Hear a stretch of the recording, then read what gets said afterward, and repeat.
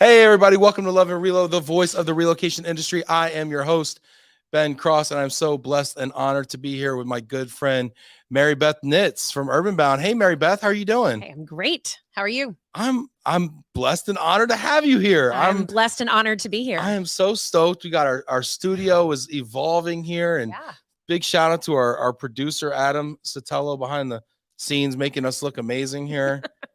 Thank you for being here and coming out today. I loved that you used the word blessed because I use that word all the time. People that know me buy me things that say blessed on it. Yes. I actually got 2 gifts at Christmas, like Morse code necklaces that for blessed. That's how we are. That's what it is. I mean, get in the comments here. Let us know who you are, where you are. Got any blessings you want to, give some blessing shout outs? Kicking off a new year. Yeah. You know what? I think it's really important that we take stock of our blessings and we kind of like proclaim those, and just say, hey, we are blessed. And I think, attribute that. So Ray Abbott checking in from Vancouver, British Columbia. What's up, Ray? Good to see you. Andy Galecki checking in from San Diego. That's great. Look at this. Deluxe Suites from Houston, Texas. From Houston. Very nice. Tanya Maritini. Tanya. Don't we love Tanya? Love her. Yes. Oh my goodness. Aaron from Kansas City. What's up, Aaron? Look at this. Christina. Wow. Why aren't we connected? She wants to know why you're not connected. You're going to have to connect with her. Christine, absolutely. As soon as maybe I'll just even jump off and go do that. You know what? Actually, that's our show for the day. We're going to go connect with y'all on LinkedIn. Yes. If you haven't connected with Mary Beth, send her a connection request right now.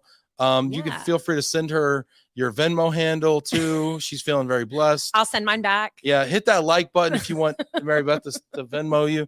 Jillian, so nice to see you. This is great. We got New Jersey in the house. Julie. Ooh. Dano McCoy from Vegas. What's up, Dano? Bunch of people from places that are way colder than it is. People are saying, Mary Beth, you look great. Oh, thanks. Wow. Isn't that nice? You can't hear that enough, especially on camera. Seriously. Doug Barnett, St. Louis, Missouri. Michael Quigley.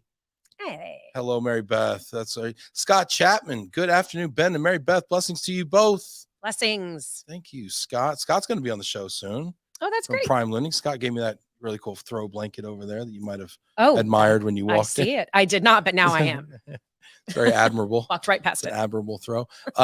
Travis from Cincinnati. What's up? Houday.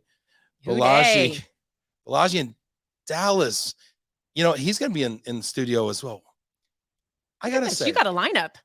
We are really killing it with the in-studio guests. Again, shout out to Adam. But if you're going to be in the Dallas area, and you want to come through and get on Love and Relo, come through Global HQ here. Yes. We're just right in North Dallas, and we would love to have you on. You can talk about, everything from global consulting and implementations or top 5 Julia Roberts movies. Really, it's all good here. That's it. Put your questions in here as well. We will get to them. Johnny Deshane, Johnny D from Pewaukee in the house. Erica Burton, Ohio. Erica. Look at this. She's a fun lady. One of the funnest. Yes. Jack Jampel, also a fun guy. Also a fun guy. Look at this. Ben Sukia. His new studio makes you even look more even like James Corden. Well, that's fun. Ben. Now your next show needs to be all in a British accent. People do say that I'm the James Corden of relocation. No, they don't say that. That's absurd. James Corden of North Dallas. Yeah. I wish I could sing like James. Should we do one of these in a car driving around? God, that would be fun. Wouldn't it be fun? Yeah. I'm not driving that. Or it could just be catastrophic. I was just going to say, it could be Imagine that's the way it all ended. Yeah. Or maybe last episode. One of those self-driving cars that we don't have to pay attention. This is great. Christina saying, personal plug, y'all. I'm sporting my green frame, open to work. If you have any openings in sales, marketing, or customer success, let's connect for a virtual coffee. Christina is a phenomenal networker. Big plug for Christina. Awesome. Mary Beth, I want to ask you, how did you get into global mobility? I want to hear your story. I know you got a great story. I do actually have a great story because this is all I've ever done. And I actually started in global mobility when I was still in college during an internship. And it was totally by chance, completely by chance. Really? Who were you interning with? Holiday Inn, when they used to actually be Holiday Inn, not IHG. How did that connect to global mobility? How long do we have? It was my summer between my junior and senior year at Auburn University, War Eagle. War Eagle. I was at home in Atlanta, and Holiday Inn had just moved their corporate headquarters from Memphis to Atlanta. Okay. But they were moving about a third of their workforce and hiring in Atlanta.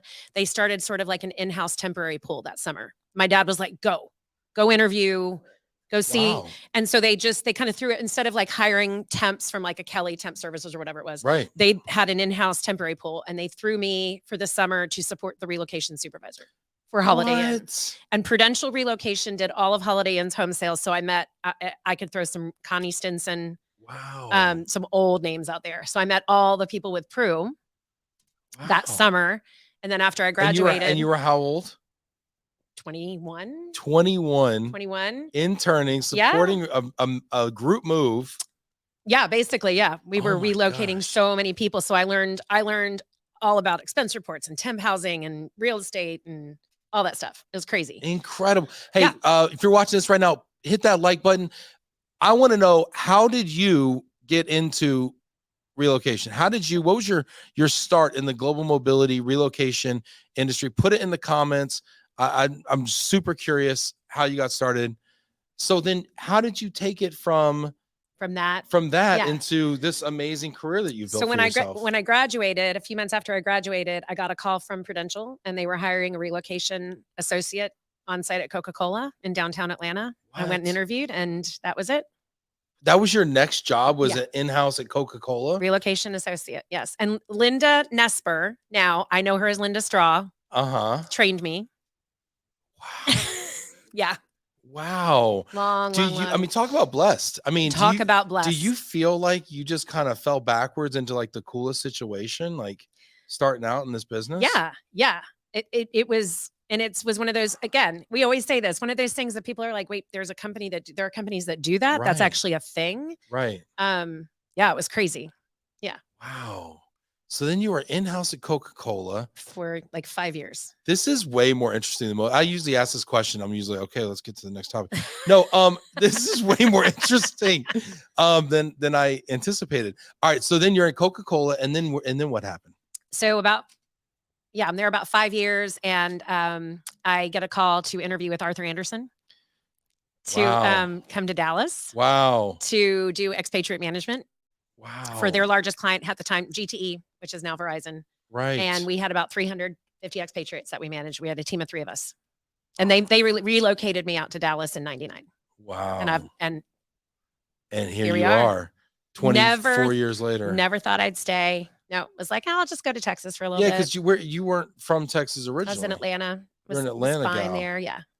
You were chilling in hot Atlanta, and you're like, I'll just go do this Texas thing. Yeah. Get some money, get a little resume experience. A really good experience working for a tax firm. Yeah. Yeah.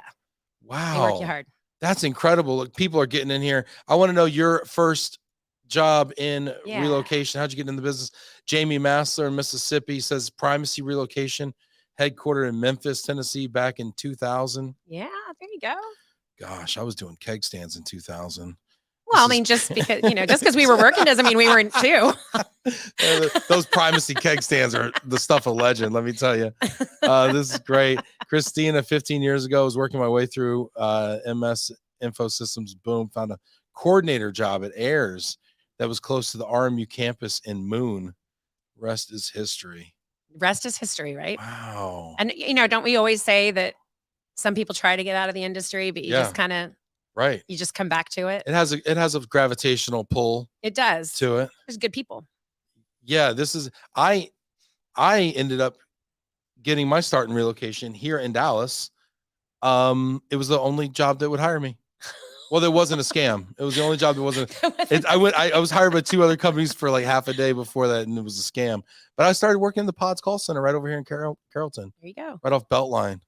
Oh my gosh. And you probably, like most anybody that started in the industry like that, was like, what am I doing? I was trying to get out as fast as possible. Yeah. I was on the phones in a call center trying to sell containers to people moving long distance over the phone in 5 minutes. Get their credit card. I have to ask, this is like a Friends reference. Did they give you like a script and like a laminated? I had a script. No, it wasn't laminated. They didn't believe in me that much to laminate it. Laminated. No, it wasn't. That's when you're really good. It wasn't laminated. No, it wasn't laminated. That's a great question. No, but I did have scripts. Yes. And you had to memorize them. And you had to get your handle time down, and people were listening to your calls. It was like tough. So I tried to get out of that as fast as possible, and I got promoted in 6 months, and then moved out to the headquarters in Clearwater. That's and that's when I started taking over national accounts a couple years later. But Mike Quigley said 1987 United Van Lines as an inside salesperson. Wow. That's a lot of years. This is I think I have a lot of years, but there's people that Mike's definitely older than you. Wow. 100%. I'll take it. We call him Tequila on the show here. So let me ask you, I mean, what advice, Christina put this in the comments, so I want to stay here just because I've also seen a lot of open to works popping up on people's profiles and everything lately. And what advice would you give to people who are looking for that next step in their relocation career? Well, I'd be willing to step outside your comfort zone, I would say. I think there's a lot of opportunity out there to innovate in our industry. I know I put that in there. And I also feel like what does innovation mean to you? Like, because people use that word, and I don't know that I always know what they mean by it. I feel like as an industry, we came from a place where if you were going to come into this industry, you started just like where I started, and you just said you were like on a call center for pods, right? You start, if you're going into like an RMC space, you had to start as a relocation associate, because it was like, well, you can't move on until you know all this stuff. Right. And it is pretty complex. I mean, if you're going to do a home sale, file, or you're going to help somebody move, you got to learn a lot of stuff. That's a lot. So we were always this place where it was like, you can't really break into the industry unless you start here at the bottom. And I think we've evolved. I think that, there's people I'm talking to that are with GTN and other organizations that don't have to come in at that bottom rung. Right. But I do think, like, keep your options open and consider something maybe outside your comfort zone. Like, if you've been in sales, maybe consider a role in operations. If you've been in operations, maybe consider a role in sales. Don't underestimate yourself. But yeah, I hear that. And then I also hear a lot of people are looking to get on the corporate side. Yeah. That's popular. Yeah. Everybody wants a job on the corporate side. What do you think about that? I think, heck, I probably would have taken one at some point if that was an opportunity that was presented to me. I think that would be cool. I don't know. I like being where I am because I like working with a lot of different companies. Right. Versus just one. Right. Versus just, yes, one program, not that that's bad. No, I understand. It's all a matter of taste. No, for corporates. Sure. I love what I do because I can work with all of our clients. I can work with all different programs. Right. They all have different policies and programs. Yes, different personalities, different attitudes, different populations of people that are moving. Yeah, different strategies. Right. Yeah. I like that too. Now I never worked on the corporate side, so I can't say, but I do. I love the variety of it. And so, but with the corporate side, you can get a little bit deeper into the organization then too, and be in that, that place where you're in the bigger realm of talent attraction and what's happening from that standpoint versus just relocation or just mobility. So there's that side to it as well. You can really get deep. I think deep is a good way to put it, to really get your hands dirty. That's really interesting. So now here you are at Urban Bound, and I've known the guys at Urban Bound, Jeff and Michael, for a while, and what's that been like? Because you've worked in a lot of places in this industry over your long career. What is it like going to Urban Bound now? Yeah, it was it's been interesting, and like you, I met Jeff and Michael, although as I mentioned earlier, everybody within Urban Bound calls him Kraz. Kraz, what up, Kraz? Still cannot wrap my head around that. I never knew that. I've been calling him Michael this whole time. I say Michael, no wonder and people he doesn't are like, respond. who? He's like, yeah. They're like, do you mean Kraz? I'm like, yeah, Kraz. That's who I mean. Me and Kraz got some za in the shy. There you go. Once upon a time. Yeah, but I met them like 10-ish years ago. Same, like a long time ago. Right. But stayed in touch with them and reconnected with Jeff early last year, and we were talking, and it just kind of evolved and happened, and I could not be happier. Just really good people too. I mean, I'm biased what I got because I work there, but I mean, the best people. We just spent a week together in Scottsdale last week, the whole organization, US based, all US based, and just had a blast. Just great people. Yeah. Shout out to Jeff and Kraz out there. Yeah. So I wanted to, did you know, this is a little trivia, a little Love and Relo trivia. Hit that like button, by the way, if you agree with this next statement. I actually wanted to get Jeff and Kraz on the show as my first live guests ever. Get out. And it never came together. Well, I know we got to make this happen. We should make this happen. Because I was going to Chicago in March of 2020 for a little like North American sales conference or whatever. Yeah. And I was like, I'm gonna be in Chicago. Who's in Chicago? Oh, Urban Bound. Let me hit Jeff up. Yeah. And we were gonna do something like on live at like a pizza place or something, because they got some really cool pizza bars out there. Yes, they do. And we were gonna pull it together and we just were trying to sync up calendars. And then like COVID hit and things got weird and like it never came together. And I ended up having my first live guest for like a year and a half after that. But yeah, it's so you gotta help me out there. I'll do whatever I can. Absolutely. So Urban Bound is super interesting because I remember when they came on the scene about 10 years ago, and the company's grown in a lot of ways, and they've really brought on some really smart people like yourself. Yeah. And I'm curious, like what kind of gap or niche do you see a company like Urban Bound filling in the relocation landscape? Well, as you said, when they came on the scene, I remember that as well. It was like, oh, they've got this great technology for lump sums. And it was at a time when I think a lot of RMCs did not have that. Yes. So that was pre-portal. Yeah. This PP pre-portal, guys. And so I think there was some alignment there in a lot of ways. And I think there were other organizations that were looking to align with them. And then I think it's sort of like, I don't know how to put this because I don't want to put my own organization down. I love them, but I think everybody just kind of relegated Urban Bound to, okay, they do lump sums. Right, because there's this initial pop in the market when you go to market. Right. And everybody's like, ooh, bright and shiny new thing. Yeah. And then they kind of realize kind of what box to put you in. Yep. And then they kind of put you over in the corner. Yeah. And sometimes when you're a new person, because this happened to me at Forward Relocation at 1-800 Packrat. Yeah, I didn't even know I was getting put in the box. And they put you over here in the box, right? Because like kind of contain you over here. Oh, you just do that. Yeah, you just do that. And then that's kind of the narrative that they kind of establish. And then you realize, oh crap, I'm in this box. And now you're like, wait, and then you break out of the box. And I will say, I think from an Urban Bound perspective, they've not jumped into a lot of new things because our business is our technology. That's what everything is built off our technology. So it's not like we're going to immediately jump into, we're going to do full-blown reload now. Right. So it's been an evolution. But a lot of what we do, our focus is really making this as easy and simple as possible for organizations, especially organizations that don't have giant, massive mobility teams that maybe have a person in their talent attraction group that, part of my job is relocation. And, we've been giving everybody lump sums, or it's kind of piecemeal, or it's, just not formal. And we come in and say, great, we can put everything into our technology. And now you can manage everything out of the technology. And I got to imagine clients really dig that as a concept. Yes. The companies I work with are like, this is amazing. When you see the technology, you're like, this is great. And we do a lot of other things too. Like we do a lot around candidates, which you don't find a lot in the traditional relocation space. Pre-hire? Pre-hire. Oh. We have a whole candidate offering. That is really interesting. Yeah. Is this like from an attraction standpoint, like a candidate? But also helping with like candidate expenses, which a lot of companies struggle with because they're not on payroll.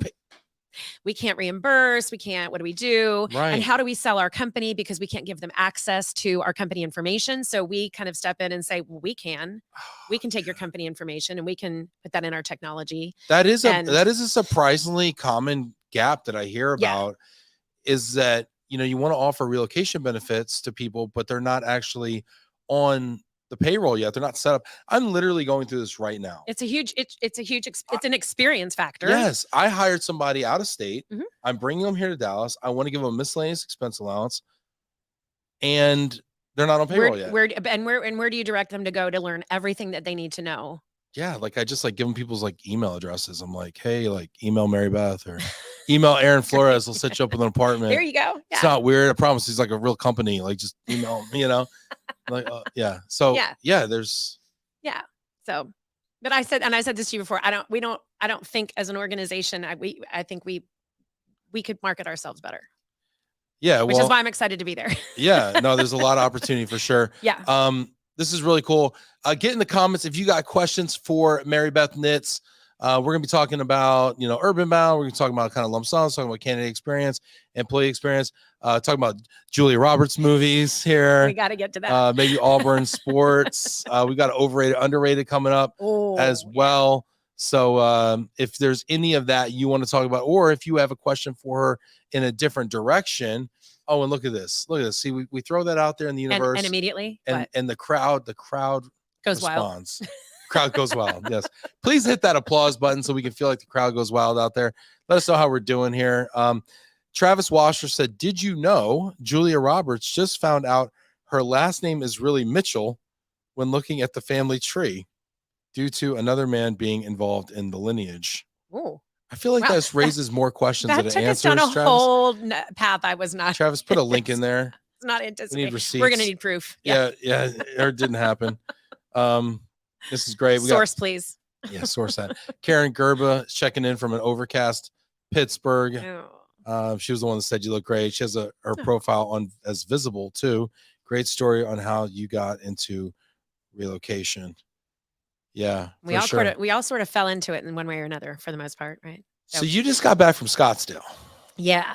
I do love Scottsdale. Yeah. I'm supposed to be in Scottsdale in late February. Okay. It was nice. There were a couple days it was cooler there than it was here. Yeah, it's been wild. It's like 74 degrees here. But it was, I mean, it's a great place. And I mean, we were spending a lot of time. Any good restaurants or going out spots? Well, we did Top Golf one night, which is always a hit. I mean, it's a place. Top Golf is headquarters here, aren't they? Are they? Did I just make that up? I think so. We're gonna need a source. Can somebody research that? Is Top Golf headquartered here? That's always fun. On a totally different note, have you done Top Golf and done the Angry Birds game? That is the way to do Top Golf. Yes, I did it by accident. So much more fun than explain what the difference is for people. Well, okay, so when you like the traditional Top Golf game is you've got your targets and you're trying to hit it in the target and get points. Yes. With Angry Birds, you have like the building, the house, whatever, and you're shooting. When you hit the ball, you're shooting a bird and you're trying to knock the whole structure down. Right, you're trying to knock a block off. It is. I mean, you still have to aim, just like your aim, but it's so much more fun, and you get out lots of frustrations, and it's awesome. You watch that thing go down; it's amazing.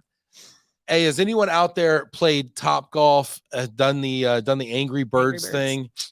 Yeah, definitely want to check that out. We started it, and we had like 6 bays, and everybody was like, "What are they doing down there?" And then everybody started doing the Angry Birds thing. Angry Birds, yeah, and I like it too because basically you can just kind of blast out in the openness. Yeah, and you don't have to be a good golfer. You don't have to be a good golfer to play well at Top Golf anyway, but you really don't to do the Angry Bird. You just have to knock stuff down. I like how they just continue to dumb it down for people like me who are terrible at golf. So I'm going out to Scottsdale. Any good restaurant recommendations out there? So we had one night we went to a place called Culinary Dropout. And I thought it was going to be like a cooking thing because doesn't that kind of sound like Culinary Dropout? I don't know, some sort of cooking. It was a really fun restaurant, but they had live music and a whole outdoor thing with cornhole and ping pong and everything. But the food was ridiculous. It was so good. Culinary brilliance. Is this like an Old Town area? It's in is it in Old Town Scottsdale? It's in Scottsdale, but I don't think it's the Old Town part. Culinary. It was dark when we were drinking, so I don't really remember. I love it. Nobody can be responsible for what. Look at we're getting recommendations here. Andy, like if you've got a Scottsdale referral for me, please put it in the comments here. Andy Galecki says Steak 44 in Scottsdale. Okay, I'd love to know if I'm right that Culinary Dropout is a good place to eat. I liked it. I thought it was really cool. Can anyone else validate Mary Beth right now? Was Culinary Dropout a great place to eat? Put that in there as well. Aaron Venable says, love this accidental brilliance, guys. Top Golf, it's always a hit. Sounds like a new tagline for she's over here writing. I mean, she's a marketer. She's there we go. Writing marketing and everything. So you're out in Scottsdale for a company thing. It was our kickoff of the year. Kickoff. So sort of like, spend a day talking about what did we do last year? What did we accomplish? And then a day of what's next. Where do we go from here? You all like fired up now? Yeah. Yeah. I mean, I was before I went, but yes. Yeah. So anything cool happened there, particularly cool? Like anything I can share? Yeah. Like any behind the scenes? Anything behind the scenes? Yeah. It's just, it's real eye-opening to work for a technology company and like be on a team. Like I'm on the tech team. I report to the CTO. So I like spend time during my day with all of these engineers and product designers. And it's so cool. It's just really cool to kind of see down in the nitty gritty, like, hey, we're going to do this next year. And it's not something like, it's just really cool to see we're going to add this feature and that feature and be a part of it and be a stakeholder and be able to say, yeah, I think that's a good idea, or no, let's take this in this direction. And that's got to feel like you have a lot of creative control, kind of. I wouldn't say control, but I have a say. Yes. You have a say. Well, because a lot of times we work in companies, right? And we always sit behind our computers and we're like, this sucks. This text, the IT department, they don't listen to, whatever. You don't feel as empowered. You don't feel like, what you're saying and your great ideas you have in here, that they're used. 100%. That's it. Yes. Yeah. Okay. And I do feel, that's cool. I feel like the organization, because we're small, I feel like the organization as a whole, everybody sort of has a say and can say, I like that. I don't like that. I think we should try this. And it's listened to. Well, I've also, this is great. I'm getting some great comments here. Keep those comments coming. Keep the questions coming for Mary Beth as well. But I got a little bit of intel here, actually. Okay. That it says that you might have won an award. I did. While you were out there in Scottsdale. Did. Maybe that's why I'm extra fired up. Yeah. So what was that about? I won one of our core value awards. Oh. And I won the award. It's see the big picture. Ah. So basically it was. So what does that mean? As my boss put it, is everything that I do within the organization on a daily basis, I'm always looking ahead. I'm always thinking about not just what does this mean? What does it mean to the whole organization? And how does it impact where we're going?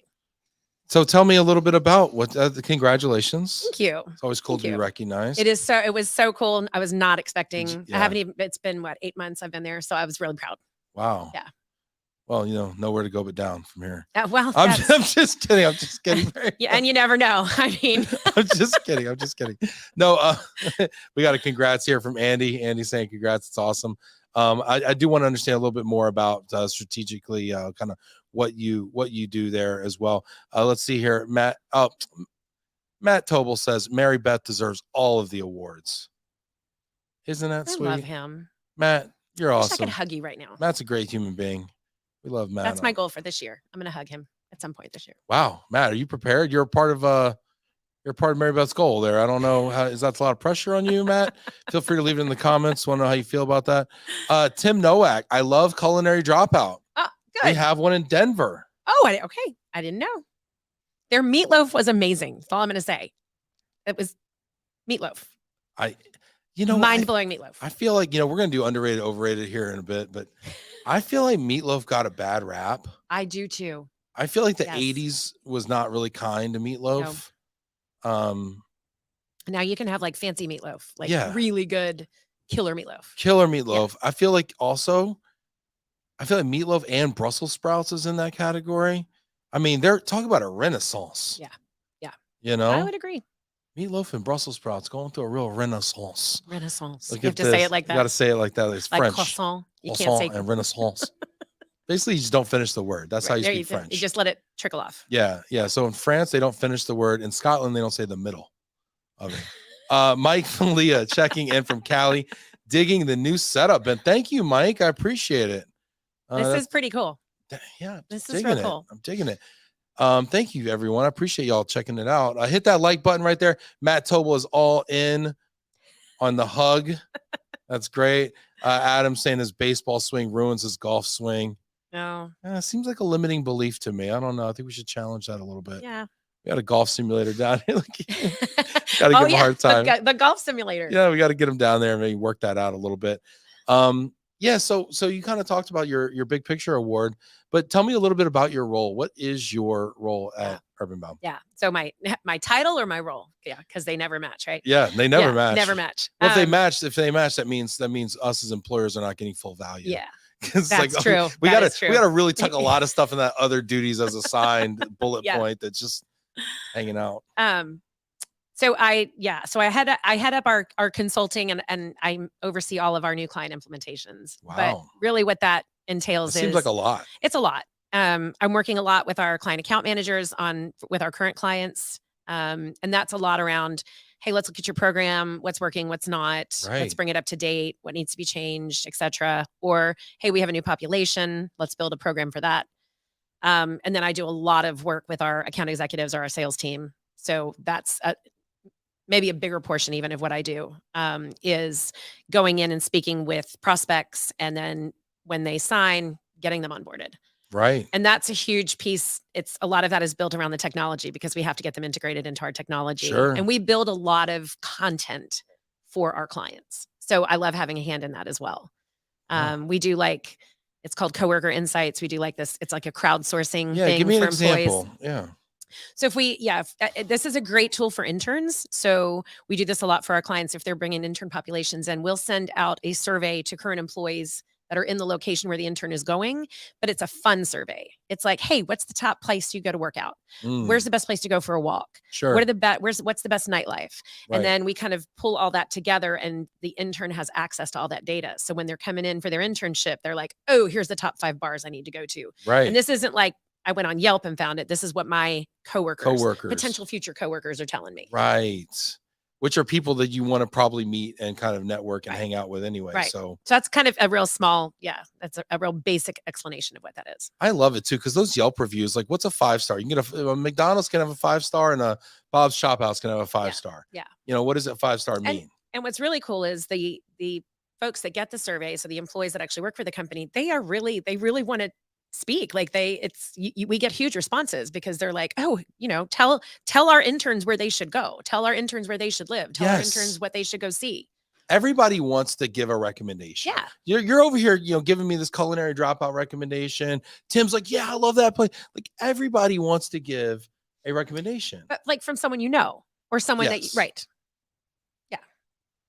Now, do they get to rate that recommendation? Like, listen, I know there's this one power user. He gives a lot of recommendations, but they're all crap. Disregard, thumbs down, skip. Well, they get a chance to fill out the same survey after they're done. Okay. So they could pay it for it. They pay for it. So it's like when you read those reviews, like, I don't know what these other reviews are talking about. Yeah. This is really a great place. Okay. This is great. All right. Very fun. So it sounds like the content thing is really interesting.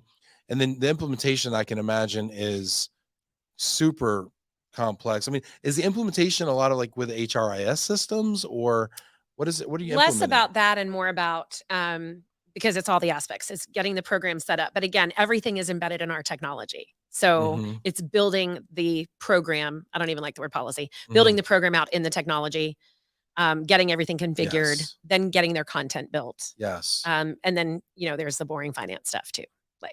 How are you going to pay us? How are we going to pay your people? How is that going to work? Yeah. So that always takes twice as long as getting all stuff. Of that. That's not even as fun. Having those conversations with the client and coming to an agreement on all of that and getting it all set up.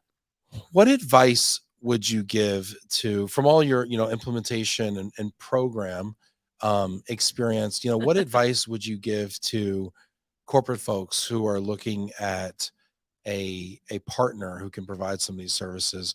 What advice around kind of making a transition smooth and successful would you give to people out there? Wow. That's honestly, that's hard for me to answer because, and I say that because you have so many different programs. I mean, I feel like every corporate has a different type of program. You're always going to have a corporate program that is, I don't want to use the word strict, that is very structured. I don't want to say inflexible. You're good at this. I don't want to say structured, defined, with, I'll use the word guardrails, really, really stiff, firm guardrails. Yeah. And then you're going to have others that are, hey, you have this much money to spend on your relocation. We're going to point you in the right direction. We're going to give you some really, really flexible guardrails. Like, you can spend it on these things, but we're not going to tell you if you can have 30 or 60 or 10 days of short-term housing. What do you need? You have this much money to spend. Go ahead. Yeah. Like I remember Netflix was like, we move people and their stuff. That's our policy. Yeah. So, okay. So, and again, and then you start testing that. That maybe works for some people. What about horses? Well, no, horse is a personal choice. I'm like, But there was, and I'm trying to think, Chris Blair, that's his name. And I can't remember where he is now. He's over in the UK. He's over in the UK. But I remember having a conversation with him around a policy. This was a couple of years ago. And he said, why should we say that if you have a boat, your boat can only be this big and we'll move it? If it's just an inch bigger, nope. No boat. So it was a conversation around how arbitrary are we going to be with our guidelines. I mean, yes, there's some crazy things, right? Yeah. Like, no, we're not going to, you can't like traffic people. Like we're going to move a horse, or maybe we will. I don't know. But it's more of a, like, what do I need to do to get you from A to B? And are the restrictions that you have in place, are they meaningful? Right. Or are they arbitrary? Gosh, do they make sense? I think everyone wants to be human in this process, but there's budget implications. Yes. And then there's just like administrative implications. Yep. And for some, it's a full mindset change. It's a cultural change, and you can't do that quickly. You can't just take it and go, oh, we have this really, structured program, and we're going to completely throw that out the window. Yeah. And go, balls to the wall, for lack of a better term, and just give you whatever you want to have. Right. Carte blanche. You can't really do that. I mean, carte blanche is French for balls to the wall. Did you end that? Carte blanche. Carte blanche. Carte blanche. It does sound like that's how they would say it. Does, yeah. If you speak French, let me know how inaccurate that was. But I'd love people's opinions out there. What is that right balance of what did you say? Guardrails. Not inflexible. Structured guardrails. Well-defined structured guardrails. And this kind of, hey, what do you need? What's that balance? Have you struck that balance successfully, people? I want to know out there. Look at this. Tessa Boone checking in here. Hello, Ben and Mary Beth. Fancy studio. Love it. Tessa, thank you. I miss you. Need more Tessa Boone in my life. That was some like I'm giving eye contact. Yes. Tessa. Tessa's getting some eye contact there. Tessa, you're here at the right time. What is that balance between structured guardrails and being human and wanting to meet people where they are and all that good stuff? And that's why it's hard for me to answer that when you say, what advice would you give? Because I've been in a consulting role for so many years. But you've been a corporate person. You've been inside too. So you're like the best person to answer. But that's why I feel like any advice I might give one organization this piece of advice, and I might give something completely different to another organization, because it's what's best for you. What's going to work best for you. It might not be what your competitor is doing. Well, I'll tell you what works best for me. Not speaking French. Aaron says, somebody telling you that you're not doing it right because you asked.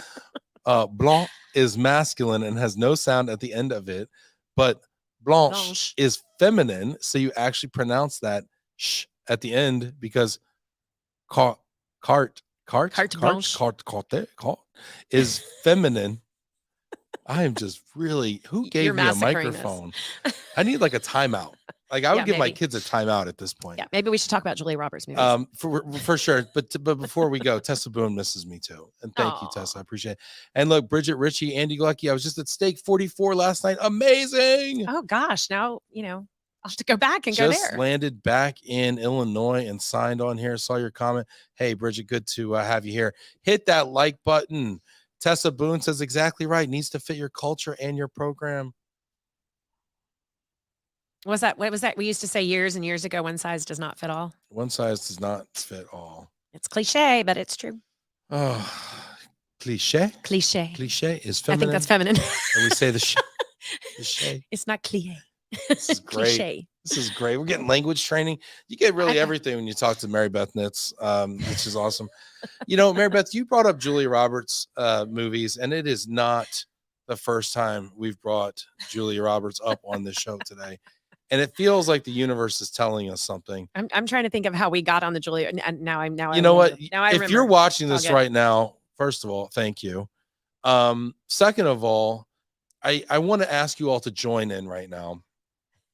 So I'd like to play a game. You want to play a game? We're a big fan of games. I love games. Okay. She loves games. Great. I love games too. Adam, can we get a game going here? Can we play top 5 Julia Roberts movies of all time? Okay. You down for this? I'm down for this. You think you can handle this? I know I can handle She this. knows. I like to take things that are subjective, and then I like to tell people if they're right or wrong. Okay. It's a little bit of a power trip, but whatever. Comes with the mic. You have an opinion. Hey, you have the mic. You get to have the opinion. My show, my rules. Let's have some fun. Get in the comments. I want to know, what is your top 5 favorite Julia Roberts movies of all time. Put them in there. Let's see how many we get right here. I was going to say, I feel like there are some non-negotiables on that list. But, all right. But again, that's my opinion. What are they? Aaron Brockovich. Top 5. True or false, everyone? Adam, he's got it. So I'm gonna write these down here. So we got Aaron Brockovich. I love it. I love that one. Pretty Woman. Pretty Woman is got to be her most seminal work. Yeah. I mean, those both of those really. And they're very vastly different. I mean, they couldn't be more different. Couldn't be more different. They're like polar opposites. So, and I had another one, which I don't know that you would call it a Julia Roberts movie because she's not the main character, but she's in it, which is Ocean's 11. I think that's a sneaky pick. It's like saying best Christmas films and putting Die Hard in there. But but it's like, but you can do it. There you go. It's not Christmas till Hans Gruber falls off the building and his watch comes off. Right? Yes. I mean, right? I don't know about your house, but my kids would potentially argue with that. They're like, what are we watching right now? But so you said Ocean's 12? Ocean's 11. Ocean's 11. There's a lot of oceans out there. And she's in the other ones too. But we got some good answers coming in. Get those answers. Put in your favorite Julia Roberts movie in the comments. And also, if you're watching, you can like other people's suggestions. So if someone's putting something in there and you support it, hit that like button on it. We got some really interesting There's ones. probably some that I'm going to be like, whoa, I forgot that she was in that. Yeah. All right. What else is in your top 5? Really putting her on the spot. So now I'm trying to think of if it's on, like, you know how you just kind of jump on the TV and like TNT has a movie on. If it's on, you'll watch TV, it. That's a good. Or you'll be like, seen it, right? So I would always watch My Best Friend's Wedding. That would be and that was like early Cameron Diaz too. Like she was young, I think, in that. She was so hot back then, like in a popularity way. Yes. Not in like a weird way. I don't know if I saved myself or not. And what's you got one more? Oh, see earlier. Yeah. I said Steel Magnolias. See, interesting. So she was a supporting actress in My Best Friend's Wedding, and she was a supporting actress in Ocean's 11. Was she? I think Cameron was more the supporting actress. Oh, my bad. I don't think I've seen it. I thought you were just saying who was the best friend? Cameron. Well, Julie Roberts was the best friend, but Cameron Diaz was. Dermot Mulroney, I think, was the guy that was. He was hot back then too. Now he's doing like Hallmark Christmas movies. Not that there's anything wrong with that. There's a long tail in that career. When you're, if you get on Hallmark, you know what's funny? I just said Steel Magnolias, and he was in Steel Magnolias too. Is that him? Oh, I could be wrong. You're stretching me here. You're stretching me here. No, it wasn't him. It was somebody else. Who is Steel Magnolias in your top 5? Because you got one left. I mean, I loved her in Steel Magnolias. That was She's feeling it. Go for it. Let me ask you this: would you watch Steel Magnolias if it was just on and you were flipping through? Yes. You'd watch it. Yes. All right. There's your top 5. In no particular order, unless these are in order. Aaron Brockovich and Pretty Woman have to be near the top. So Aaron Brockovich, Pretty Woman, Ocean's 11, My Best Friend's Wedding, Steel Magnolias. How do we feel about that top 5? Put it in the comments and be kind. Be kind. Rewind. It's okay if you disagree. All right. So I'm going to throw a couple out here that you missed. Okay. You didn't miss one. There's a lot. It's a great body of show. work. She's a national treasure. Yes. All right. A League of Their Own. She wasn't. Julie Roberts was not in A League of Their Own. Just testing you. I'm going to fight you on. Okay. I'm just testing. I'm like, you are nuts. I got to walk. I'm walking out. Oh my gosh. She says, I'm walking out. I was like, are you talking about some really bad remake of that movie or what? All right. Fair enough. Fair enough. What about Eat, Pray, Love? Okay. I never saw it. Me either. Read the book. I'm literally cheating. I'm on the Google here. No, all right, now here's one that my wife loves. My wife made me watch this. She was shocked that I never saw it. Runaway Bride. Nah, not top 5. Anybody? No? Anybody? No? Not bad. I mean, not bad. Someone's probably going to throw out like Mystic Pizza. Wasn't she in that? She was in Mystic Pizza 1988. That was like, yeah.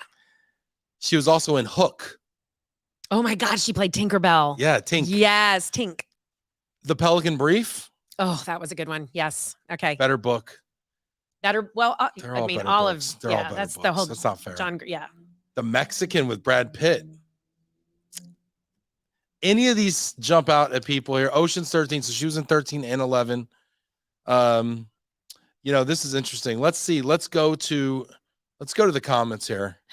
This is so much better. Now I've never seen The Mexican, and I like Brad Pitt too. So now I need to see that. It's good. Is that the one where Johnny Depp's bleeding out of his eyes?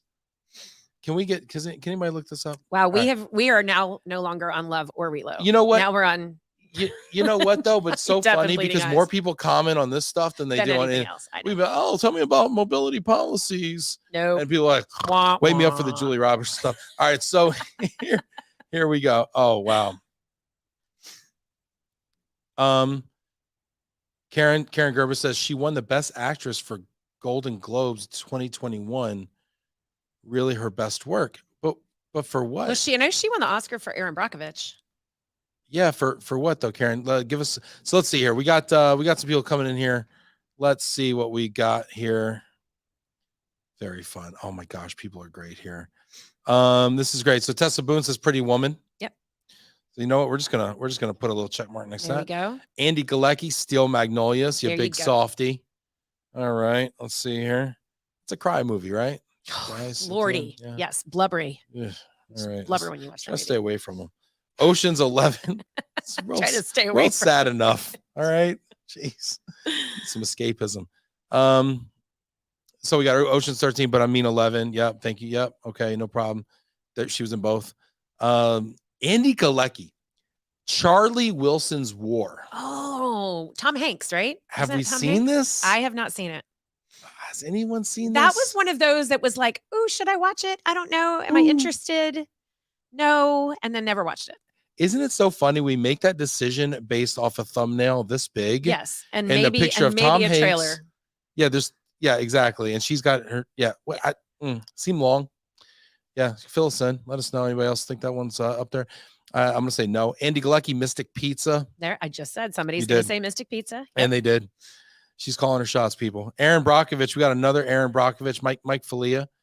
Vinny Valverde, loving the setup. I might need to come to Texas to appear live. Vinny, don't tease me. I'm expecting you down here. We got some good restaurants here too. I don't know that Mark is actually naming a movie as much as just confessing he's sleeping with the enemy. Oh, God, that was her. That was good. Sleeping with the enemy. Shame on you, Mark. Let's see. Karen says yes, both. Karen, what was the one she won the Golden Globe for, though? I need you to tell me what that was, because I'm not putting the two and two together. Nope. Julie says Charlie Wilson's War was really good. Okay, all right. Well, and as I told you, her newest one is very cute. And the newest one is Ticket to Paradise, the one with George Clooney. Ticket to Paradise. Man. That was my movie. It was my plane movie going to Phoenix. Just Anybody else watch plane movies? Do you have movies you watch on the plane?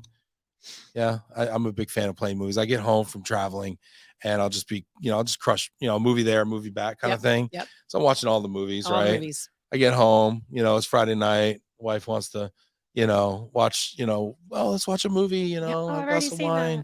Seeing it. Sometimes don't you just go, yeah, let's watch that. Is that what I'm supposed to do? Yes. I'm supposed to pretend I've never seen it? Yes. And then act surprised at the parts of the movie. I never expected that. Twist. Yeah. There you go. All right. I'll start doing that. I'll start doing that. But I'm one of those people that if I see a really good movie, I want other people to watch it and I want to watch it with them does that make sense? It's weird that I'll be like, oh, you have to see this movie, but I'm going to sit and watch it with you. Yes. But I won't tell them. I won't be like, oh, guess what happens next? Is there a movie you recently rewatched? I just watched Titanic the other night with my kid. Yeah. My wife just watched Titanic. It must be Titanic's in the air. Ready Player One. Ready Player One. That was a rewatch more than once. Yeah. Throw out a rewatch there. If you're in the comments here, since everyone's in a movie mood right now, throw out what is a movie you recently rewatched. Because I'm not a big rewatcher. I'm a rewatcher like with my kids. because I figure I have 2 boys that are about to be 15. Yeah. I've only got a couple more years. So if one of them is like, hey, do you want to watch X? Yes. Yes. The answer is yes. Yeah. Doesn't matter how many times. times. Are you just trying to get as much time with those kids as possible? I just want to have that time with them. Yes. Because do you feel like it's like fleeting at that age? It is, because my daughter's, she's about to turn 18 and will graduate this year. Oh my goodness. And it's just crazy how it Is this the first one that's graduating? Oh, yeah. Can we get some tissues? And then she's like, Mom. I get an email like, did you check your name on the list? Because they're printing diplomas. And then I get teary-eyed and she's like, rolls her eyes. Mom. Yeah. Oh. Oh. That's awesome. I have so much to look forward to. You do. But people tell me like, don't be in a rush. Because because my kids are 4 and 7 right now. Yeah. And they're so stinking cute. Just take advantage of every, I know. I need to. I need to be more present. And again, cliche, but it goes by so fast. And as they get older, what do they say? The days are long and the years are short when you're a parent. That is, you're right. I heard that once, and that's the best way to say it. Because sometimes you're like, oh my gosh, can they just go learn how to wipe themselves, for goodness sake? Can they take a bath? Can I just leave them home for 30 minutes? Can I get to that age where I can just, I don't have to pile them into the car? Yeah. But then you just want them to be little snuggle muffins. Yeah. Again. Yeah. Gosh. Oh, I didn't mean to bring the whole thing Getting down. sad over here. Julia Roberts movies. Julia Roberts really brings it out of you, doesn't it? Oh my gosh. Don't watch Steel Magnolias now. Forget it. No, don't watch it. Right now. Oh my gosh.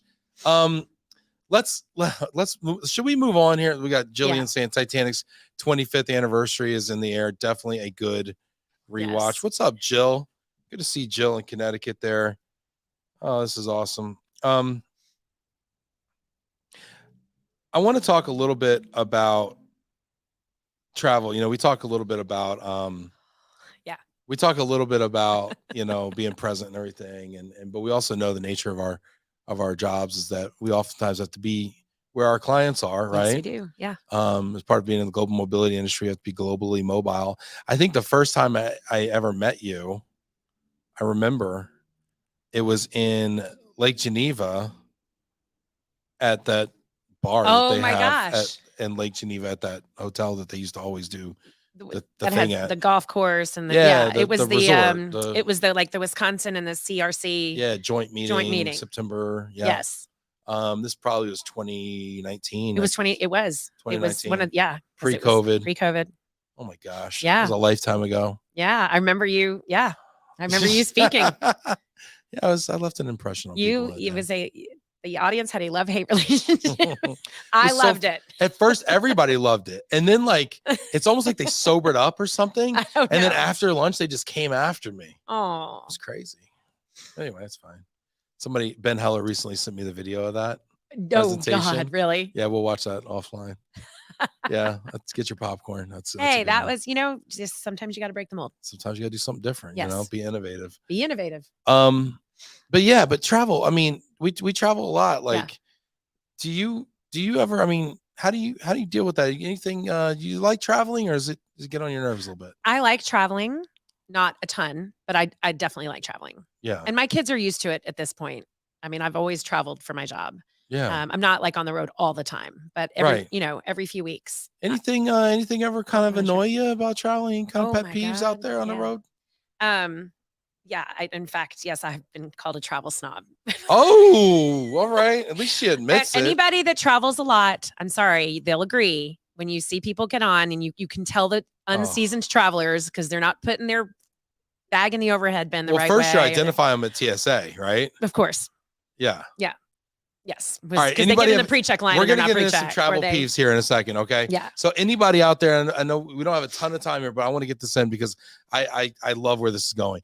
If you have any pet peeves about traveling, I want you to throw it in the comments. Is there anything that annoys you when you travel? We're usually a pretty positive show here. Yeah. But this is the last 10 minutes. It can get dark. I'm not going to lie. I can give you the positive is what are the things that really make and I think a hotel, what are the things that make a hotel stand out? That you stay there. Out. Yes. And it does. I would recommend. And it's not big things like the hotel that I stayed in Scottsdale is nice hotel, Marriott, older hotel. They've not done a ton as far as upgrading the fixtures and things, but I'm you go on a trip like that, you're not in your room very often. Yeah. I want consistent water temperature. Oh, good water pressure. Yes. A shower door that doesn't leak all over the floor. Oh my gosh, yes. Right? Oh my gosh, yes. That is the worst when you get out of the shower. Decent pillows. What's a decent pillow for you? Are you a feather or foam? Foam. But I like a foam and a feather. See, again, travel snob. Oh yeah, that is tough. I know. That's a special request. Yeah, I like to have all the pillows. But those, it's like minor things, right? It's those minor things that make you go, okay, this was a good stay. Like I wasn't standing under the shower and it got really hot and then got really cold. And the water pressure was good. Yeah, and I almost expect that consistent temperature because it's not like in a house where you run the shower and somebody flushes the toilet. Right. Like you should have enough hot water, and like this is a very enterprise system that we're dealing with here. Okay. So yeah, if that happened to me, that would be, I would be. And an extra bonus in the shower is a place, ladies, that if you're shaving your legs, you can put your foot up on and shave your legs. You put your foot up on there. A little bit. And a makeup mirror. And a makeup mirror. Yeah, no, those are good. Minor, but you know. I like the TV in the mirror. On the new mirrors. Yeah, you stay at really fancy places apparently. Well, you know, the conference hotels, they put them in some of these the Hyatt Regency. The Wynn at at ERC, that was nuts. Insane. Yeah. Look at this. We got oh my gosh. First of all, we got travel stuff coming in left and right, but we also got this. Is this? No, this isn't her. This is another not Julia. I'm sorry, but Michelle says Blindside. That was Sandra Bullock. Oh, that was Sandra Bullock. Yeah, but good movie though. Great movie. That's one I'd rewatch. Vinny did call me out. Vinny knows because we've definitely shared a room before. He says Ben likes the mirror for the makeup. Yeah, Vinny and I fight like cats and dogs over that mirror. Over the mirror. Yeah, it's true. It's true. Don't let him tell you different either. It's ugly in the morning. Just kidding, Vinny.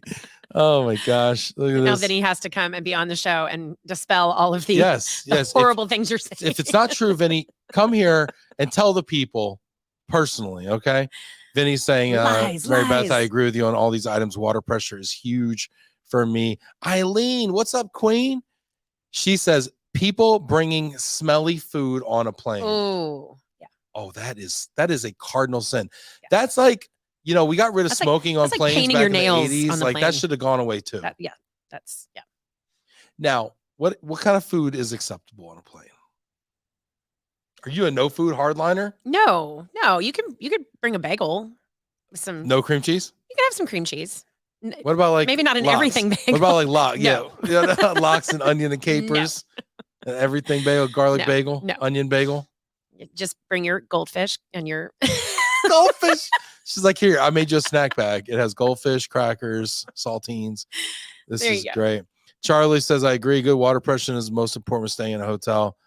Tessa, good hotel, quiet so that one can sleep. Yes. Good mattress. It's on the list. Good water pressure.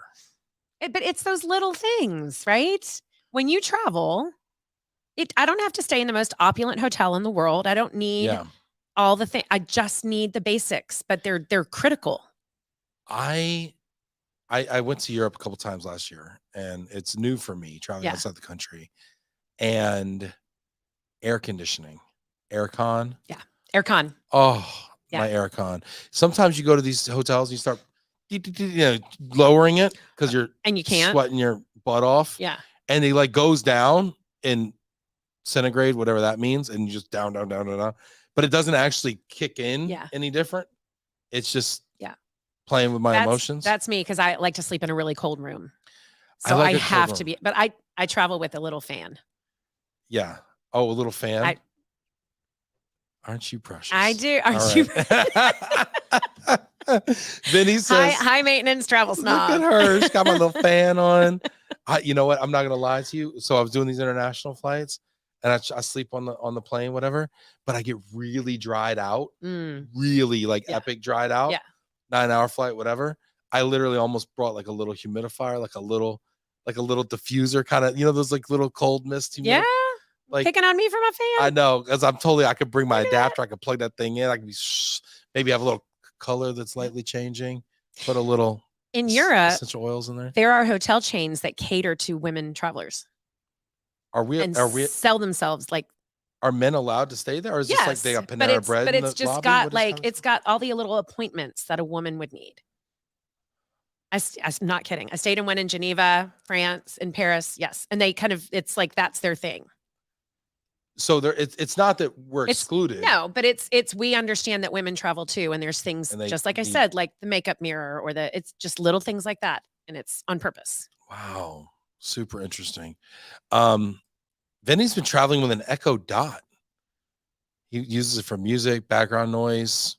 Okay, that's like kind of bringing like a Bluetooth speaker because you want to hear your but with more capability. Yeah, that's actually smart, Vinny. I actually got an Echo Dot from our friends at Prime Lending at a conference. I won a dot. You want a dot. I want a dot. We got a little bit of time left. I know we're over. They have been so active. We're over. Whatever. It's fine. We didn't even get to underrated, overrated. Sorry, we're gonna bump Dan rather. He's not important. He's old. He's old. That's an elder millennial joke. Old news. Sorry. Jeez. Let's do a little underrated, overrated. Okay. All right, let's have some more fun. Let's play some more games. Stick around for this one. We got underrated, overrated with Mary Beth Nitz from Urban Bound, and these are gonna be spicy. Here we go. Adam, can you cue it up? And unpopular. Mary Beth, do you know how to play overrated, underrated? I don't know officially how to play. I don't think. Now I'm nervous. You should be. Okay. Basically, I'm going to give you a topic. You are going to tell me if it is either A, underrated, or B, overrated. And I'm going to tell you if you are correct. Oh. No, I'm just kidding. Maybe. That's when the buzzer comes in. All right. Let's play the game. All right. First one. Truffle oil.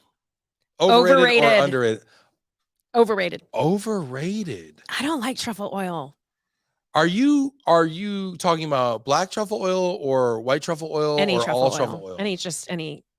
I just want fries. I don't want truffle fries. You don't want truffle? I just want a pizza. I don't want a truffle pizza. Can we get the audience to weigh in on this? Is she correct or incorrect? I know. With this hardline stance on truffle oil. Opinion.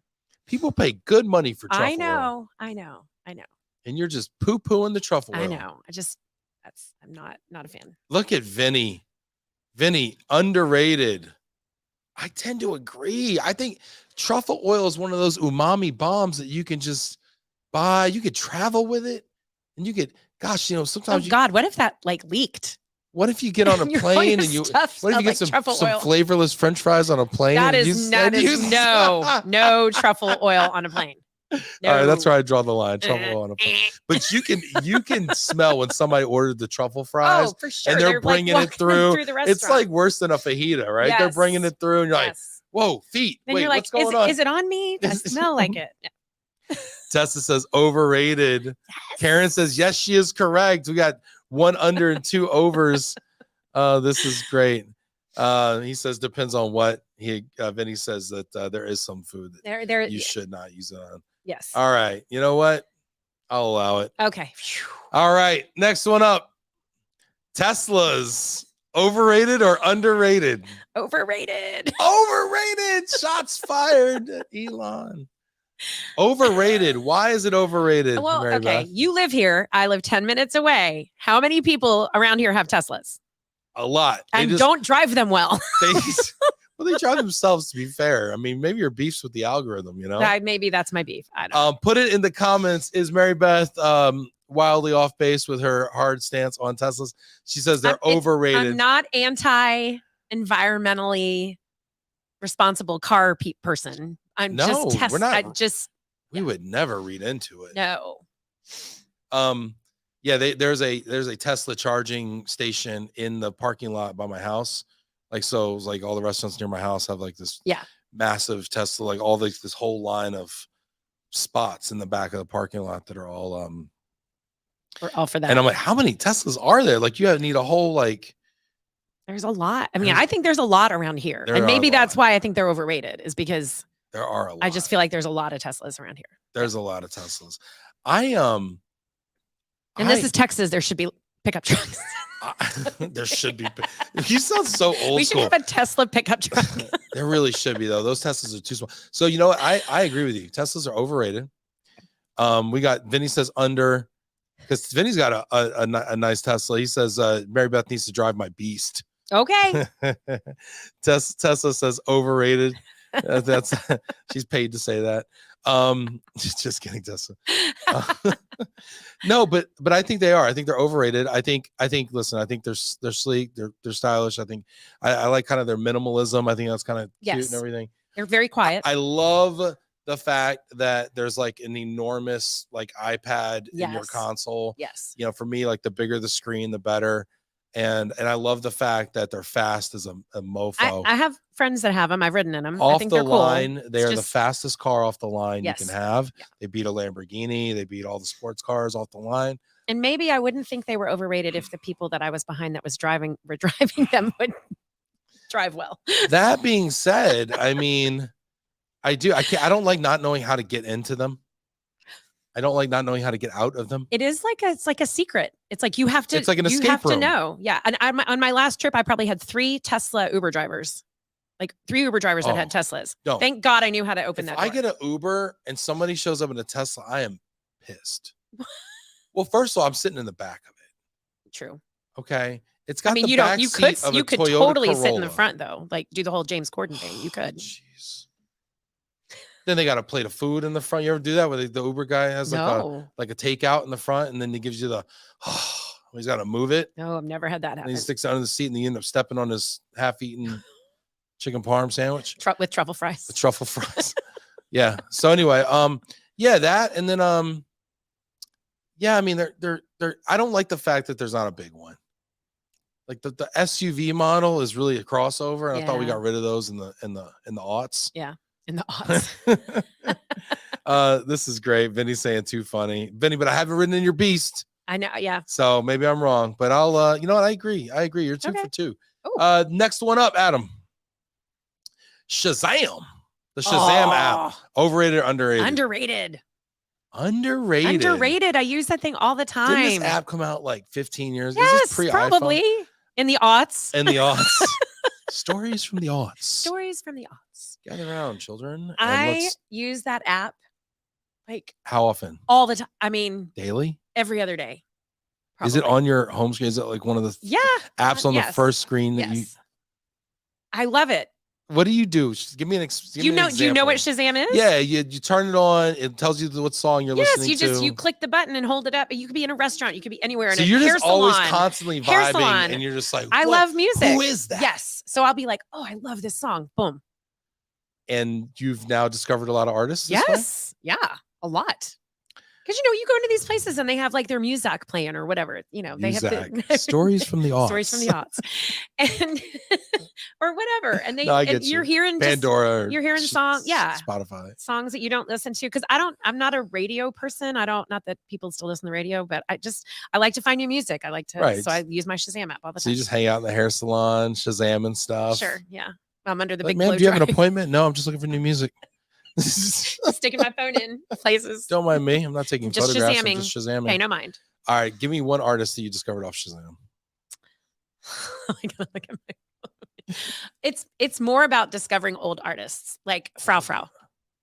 Frau Frau? Remember Frau Frau? Can somebody put a link to Frau Frau in the? Is that what she's? It's like it was on a show. Is this a French word where there's another half to the word? And I'm not saying. Okay, I'm gonna give you a perfect example though. Yes. Like shows like it's not Grey's Anatomy is old, but what was This Is Us? This Is Us. Like one of the best soundtracks to a TV show, and it was all these indie artists, and you'd hear a song and just be like, "I love that song." Boom. She's making a good point, people. I don't have Shazam on my phone. I will download Shazam. There you go. I feel like this app is like I feel like we're over it, but at the same time, maybe we're not. And this technology, this sound recognition technology, I think they're using this in a lot of new applications now too. So yeah. There's an AT&T commercial that came out at Christmas time, and it's all the people working late and Santa's there and they're texting each other. And there's a song that plays in that commercial that I tried to Shazam I don't know how many times. And I ended up having to Google it, and it's this random girl artist, and she posted the song on Instagram. but I couldn't even Shazam that. But that's a perfect example of when I would It use wasn't Shazam. even Shazamable. Like a commercial and you get a snippet of a song that you like and boom, there you go. Then he says, depending on the model, the iPhone is already built in. I think I'm on a 12, if I'm being honest. Is it? Do I already have Shazam in here? I'm gonna need Vinny. You're gonna need to message me separately and tell me how that works. I think you and Vinny. So Vinny says, "What? Mary Beth and I are complete opposite. Girl, we need to hang out. We'd have a lot to talk about." I think you just made a Love and Relo friend. Aww. And Vinny's like one of the best. So there you go. Super cool. Travis is saying Tesla overrated. I would rather have a gas Dodge super stock with 807 horsepower under the hood. There's something to be said for gas powered muscle cars. All right. Hoorah. Travis. Hoorah. Nice. Let's see. Adam, we got another one. Parenting skills. It's true though. Overrated, underrated. Well, parenting skills underrated in terms of how they benefit you from a professional standpoint, in my opinion. I wanted to hear the hot take where they're overrated. Completely different person professionally after having kids. You are not lying. Negotiation skills, patience, empathy, dealing with different personalities, mental manipulation. It's across the board. Mental manipulation. No, yeah. Explaining things to people. In simple terms. Developing incentive plans. Right? No lollipops this week. You did not do your chore chart. Yeah, no, I agree. And in my role with consulting, it's like with the kids when they were little, like I'm going to give you a choice. Like they're all excited they get a choice. I've already picked out the 5 things you get to choose from. I've already decided these are all okay, but you think you have a choice. And next week, if you think 4 choices, and the ones you didn't pick are going to be yes. No, I mean, no, this is actually kind of controversial because people who don't have kids, I know, feel like there's a little bit of a stigma. And I'm not anti to not having kids. Yes. And they feel like there's a little, but I agree with you 100%. I mean, I was a terrible manager when I was in my 20s before I was married with kids. And now I feel like could be the kids or could be maturity, but I think it's both. I think it's the maturity. I think that I came from becoming a person who's responsible for other people's lives. Yes. Right. Yep. Like, I mean, it's different when, if you don't do something, this one person will die. Yes. Every day is a series of life and death decisions that you have to make. It makes the decisions you make at work a lot less stressful. Yeah. Yeah. It's definitely a great frame for a thing here. Yeah. So I totally agree with that. I love it. And the other thing that's controversial about that frame is that we compare the people we work with to our kids. And I think there's a lot there that, and I'm speaking for myself, I'll say. But as leaders, we become responsible for these people and making sure that they are set up for success and making sure they have everything they need. And let's be honest, on a basic fundamental level, making sure their paychecks clear. Like, I mean, that's the kind of stuff that I carry on me, right? And so making sure that they survive on some level, right? And so I for sure see that analogy, and I think it's. I think it teaches you not to sweat the small stuff too. Yeah, I think you kind of learn, like, I don't have the bandwidth to worry about all the things. Travis is sharing, you were my manager in your 20s. Let that set in. Sorry. I'm sorry I abused you. I hope you can forgive me. Sorry, I was a bad manager. Send me the bill for therapy, Travis. I apologize. Moving on. Number 5. Handwritten notes. Underrated. Underrated. Tell me why. I mean, everything is like this now. I'm going to text you. I'm going to, I mean, emails are great. When I get something that's handwritten, that just means something. It's like an act of Congress. It's seriously, like, somebody took the time to do that. It looks like the Declaration of Independence. Yeah. Like, who signed this? Exactly. Do have you seen that they're actually outsourcing handwritten notes now? Like to people that know how to write in cursive, since they're in short supply. Right. Stories from the aughts. Man, see, I do. I have a job opportunity. There we go. If all else fails, my wife is. I can go write handwritten notes in cursive because I know how to do it. That's a skill. That's it's a dying language. It's like Aramaic. My wife came home from picking my son up from school yesterday, and she told me she was so excited that my son Danny is learning how to write in cursive, and I was like, I didn't see the excitement. I wasn't as excited. You didn't understand that. Yeah. I was like, kind of sounds like, oh no, that's great. No, that's actually great. You know what? I think it's great. I went through 1 year where I wrote a handwritten note to every somebody every day. Yeah. Nice. Yeah. And this guy I knew at a company I worked for, he did it and it changed his life in a way. Yeah. And it really pushes you to do it. Yeah. And the response you get is tremendous. And a lot of times you get handwritten notes back. Oh, that's nice. Which was a big deal for them because nobody's sending handwritten notes. Yeah. So I totally agree. But now let me ask you this: do you have a certain stationery or stock that you use? What's your MO here? I have a couple. I mean, I'm still a stationary person, so I'll still buy, or if I get I like getting stationery especially if it's personalized. So I have some stationery that has my name on it. Yeah. And I'll use that for thank you notes or little just notes. I'll send friends notes, or I'll leave them, a little gift on their doorstep with a note or something like that. That stuff's expensive, that stationery, personalized stationery. Yeah, I mean, most of it I think I've gotten as a gift, but yes. Oh, wow. But yes, it can be, but I think that's a thoughtful gift too. And one that people probably don't give very much anymore because people don't write handwritten notes. Love it. So if you want to get Mary Beth a gift, get her some Mary Beth Nitz stationery. That'd be lovely. And then she could write me a card. There we go. Write you a thank you note for having me on the show. Love it. No, I think that's a good one. I think that is underrated as well. I think I'm a big fan of the concept of scaling unscalable things, right? And I think a lot of people think they're writing handwritten notes and then putting a stamp on it, like going to get stamps, then putting a stamp on it, then running out of stamps. But crap, we gotta go get more stamps. I think that, and then scaling that and being a person that does that, that's really cool. It makes you stand out too, I think. 100%. Yeah. Wow, this was a lot of fun. This was fun. We went way over our time. Hit that like button if you don't mind. And we didn't even get to talk about it. You got a question for me? No, I just want to know. There's got to be a story.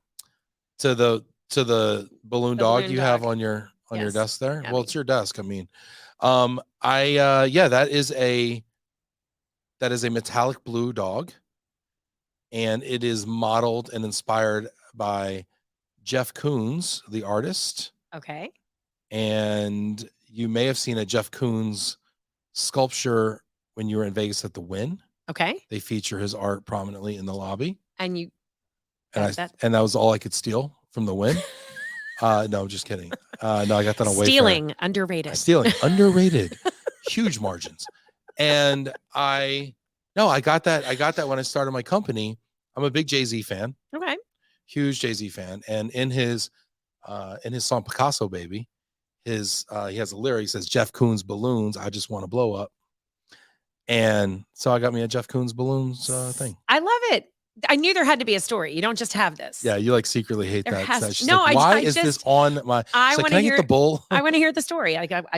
You said you mentioned that. I wanted to hear the story behind this. Yeah, and I'm like a big fan of having decor for a purpose. Like you don't just buy decor. Like I agree. Like life is too short. Like get a knickknack that means something. Right? Exactly. Look at Bob Burns checking in. Great job, MB. Bobby. Bobby B. I'd call him Bedona, but he's the only one that would get that. Bedona. It's from our Top Golf Angry Birds. Nice. Loving nicknames come out of team Bob's events. awesome. He's trip. Very cool. Mary Beth, is there I took you in a lot of different directions, but is there a final word you want to leave people with today? No. Can't wrap Julia up this Roberts. 70 minutes of chaos. You can't put a bow on this for me? I can't put a bow on this one. Oh my gosh. No, I mean, just thank you.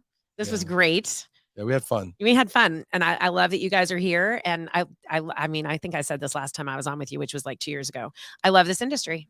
I love this industry. We are blessed. Super blessed. There we go. We'll end with that. We're blessed. Well, it's full of great people like you, Mary Beth, and great people like all of you out there who watched today. So hit that like button, throw a little love, send a little love out here to Dallas, to Mary Beth. We really appreciate you tuning in. Yes. This show is all about you, and really we couldn't do it without all of you watching. So thank you so much for tuning in to Love and Relo. We've got a really cool week of guests coming up. And if you find yourself in the Dallas area, please do come through because it's much more fun in person. Absolutely. This was a blast. Yeah, it really was. And big shout out to Adam, our producer, behind the scenes there.